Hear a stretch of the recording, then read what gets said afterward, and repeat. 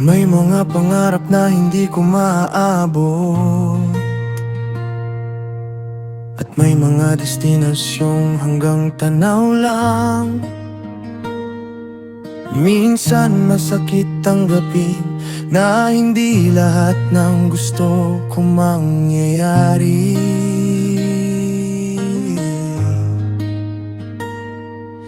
Pero habang lumilingon ako sa dinaanan ko, nakikita kong hindi naman pala walang saysay. Sa bawat taong natulungan kong tumayo, may purpose pala ang paglalakbay ko.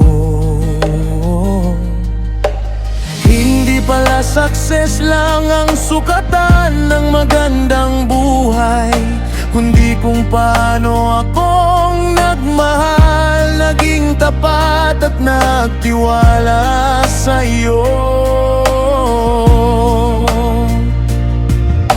At kahit may mga bagay akong hindi nakita, may peace pa rin sa puso ko.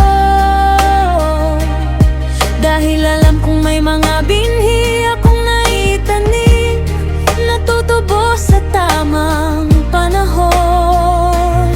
Kapag ikaw ang author ng story ko, hindi masasayang ang bawat chapter.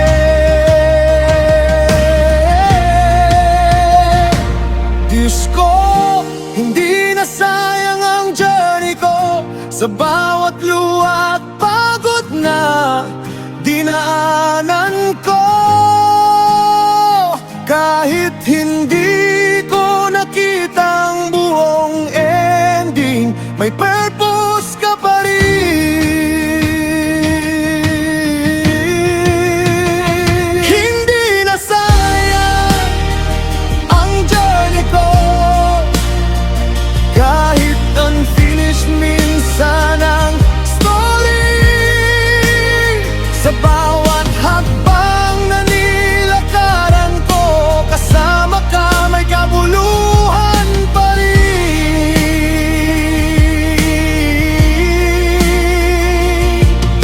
Ayoko nang mabuhay na puro regret, na parang kulang lagi ang buhay ko. Mas gusto kong matutong magpasalamat sa bawat season na ipinahiram mo. At kung may susunod mang chapter na hindi ko na maaabutan, okay lang, basta alam kong naging faithful ako. Kapag Diyos mo ang hawak ng puso ko,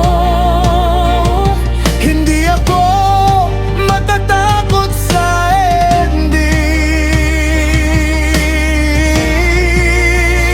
Hindi na sayang ang journey ko, sa bawat luha at pagod na dinaanan ko.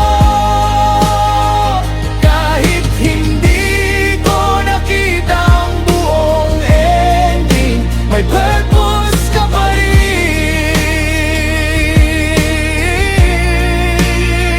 Hindi ko kailangang makita ang lahat para magtiwala. Hindi na susukat ng success lang ang worth na buhay ko. Sa bawat sakripisyo, pagod at pananampalataya, may kabuluhan ang totally ko.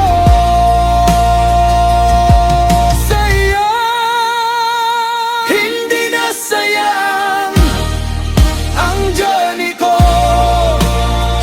hindi na sayang ang bawat panalangin at paghihirap. Sa bawat season na kasama kita, may purpose ang buhay ko.